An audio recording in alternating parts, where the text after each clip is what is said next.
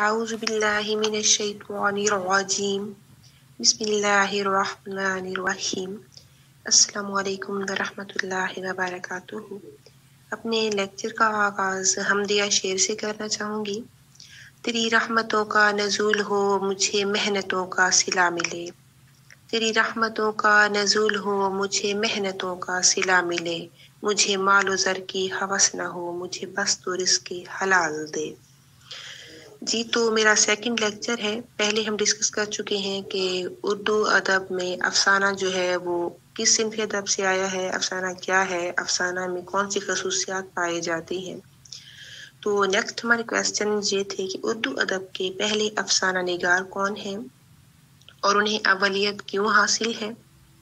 اردو ادب کے پہلے افسانہ نگار، اس حوالے سے افسانہ نگاری کا جو باقاعدہ آغاز ہے 20ویں صدی کے اوائل میں ہوا۔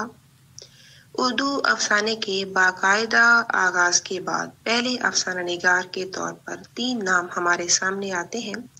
محققین کے مطابق پریم چند اردو ادب کے پہلے افسانہ نگار کے طور پر ہمارے سامنے آتے ہیں، لیکن یہ اردو ادب کے پہلے افسانہ نگار کیوں کہلاتے ہیں، اس بات کو ہم بہترین انداز میں آپ کے سامنے پیش کرتے ہیں۔ پہلی بات، لیکن ڈاکٹر خواجہ معین الدین سجاد حیدر جلدرم کو اردو ادب کا پہلا افسانہ نگار قرار دیتے ہیں۔ سجاد حیدر جلدرم نے افسانہ طرز کی پہلی چیز خارستان و گلستان 1906 میں پیش کی ہے، جو ترکی زبان سے ماخوذ ہے۔ خارستان و گلستان جلدرم کی رومانیت اور تخیل کا عکس ہے۔ اس میں 3 قسم کی نثر شامل ہے، انشائی شامل ہے، لطیف انشائی شامل ہے اور مختصر افسانے شامل ہے۔ گویا ہم یہ کہہ سکتے ہیں کہ صنف نثر کی 3 اصناف کے مجموعے کا نام خارستان و گلستان ہے۔ اس مجموعے کا نام بعض جگہ خیالستان بھی لکھا ہوا ہمارے سامنے موجود ہوتا ہے۔ تو جلدرم کے معنی، یہ سوال جو ہے یہ PPSC میں پوچھا جا سکتا ہے۔ جلدرم کے معنی برق اور بجلی کے ہیں۔ ان کے اسلوب کی بات کی جائے تو جلدرم کے ہاں عشقیہ افسانے ملتے ہیں، اور عشقیہ افسانے بھی اس قسم کے کہ جس میں رومانی انداز جو ہے وہ ہمارے سامنے بہترین انداز میں نظر آتا ہے۔ اس عشق کا موضوع جو ہے وہ موہوم خیالات ہیں۔ ان کے افسانوں میں نسوانی وجود اور جذبہ محبت محضور نظر آتا ہے۔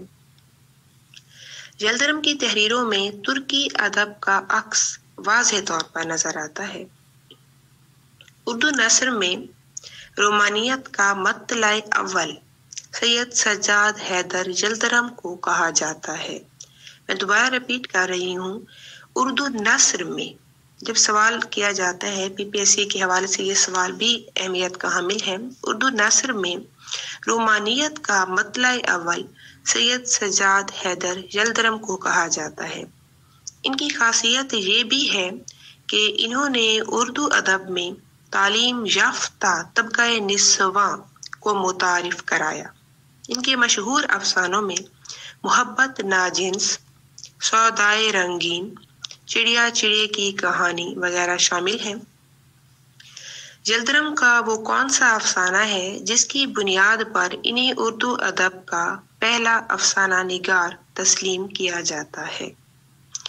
جلدرم کو اپنے افسانے غربت وطن کی وجہ سے اردو ادب کا پہلا افسانہ نگار تسلیم کیا جاتا ہے، لیکن جدید تحقیق کے مطابق بقول ڈاکٹر مرزا حامد بیگ، علامہ راشد الخیری کو اردو ادب کا پہلا افسانہ نگار قرار دیا جاتا ہے۔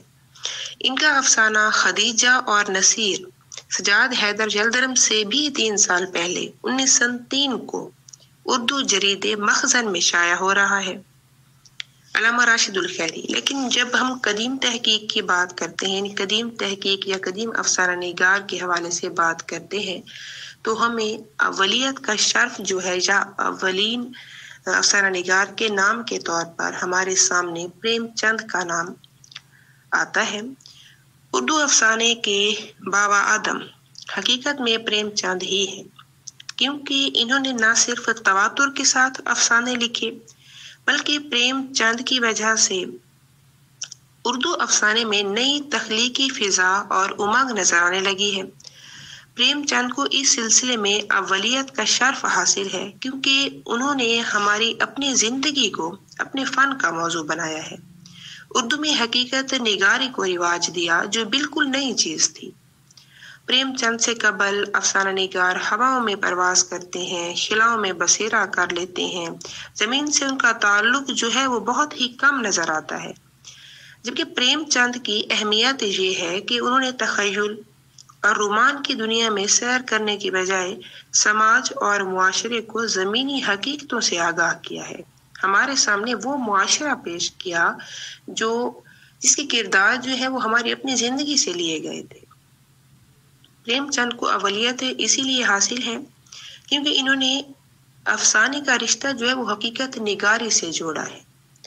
अच्छा, पीपीएससी के हवाले से जब हम बात करते हैं तो जब हमारे सामने पीपीएससी एग्जाम में एक वाज़ेह सवाल जो है वो नजर आते हैं।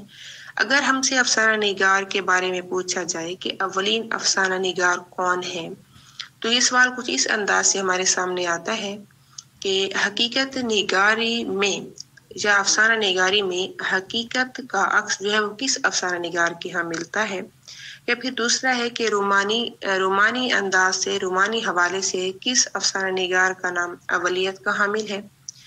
तीसरा सवाल एक ये बनता है कि कदीम तहकीक के मुताबिक किस अफसाना निगार को अवलियत का शर्फ हासिल है, या फिर जदीद तहकीक के मुताबिक किस अफसाना निगार को अवलियत का शर्फ हासिल है। तो जैसा कि मैं अपने लेक्चर में पहले बयान कर चुकी हूँ कि जदीद तहकीक के मुताबिक मिर्जा हामिद बेग की तहकीक के मुताबिक अवलियत का शर्फ जो है वो अलामा राशिदुल खैरी को हासिल है, जिनका अफसाना खदीजा और नसीर।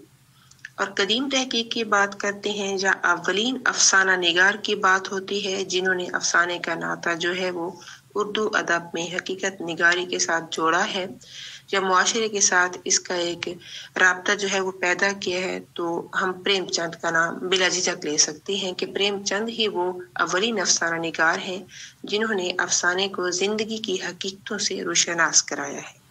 मैं अपने नेक्स्ट लेक्चर में प्रेमचंद के हवाले से अहम बातें आपके साथ शेयर करूंगी, जिसमें प्रेमचंद का असल नाम, उनकी अदबी जिंदगी का आगाज, कलमी नाम, पहला अफसानवी मजमुआ और उनके पहले अफसानवी मजमुए की इशाअत के बाद उसको क्यों जब्त किया गया और उनके पहले अफसानवी मजमुए में कितने अफसाने शामिल थे और उसमें ऐसी कौन सी अहम खसूसियत थी जिसकी वजह से अंग्रेज हुकूमत ने प्रेमचंद के अफसानों का पहला मजमुआ जब्त कर लिया था। अपने नेक्स्ट लेक्चर में अहम अफसाना निगार हैं, अवलीन अफसाना निगार हैं प्रेमचंद, इनको मौजूए बहस बनाऊंगी और आप तक इनके हवाले से जो भी अहम मालूमात हैं या पीपीएससी के एग्ज़ाम के हवाले से अहम मालूमात हैं वो आपके साथ शेयर करूंगी इंशाअल्लाह अपने नेक्स्ट लेक्चर में। अल्लाह हाफिज।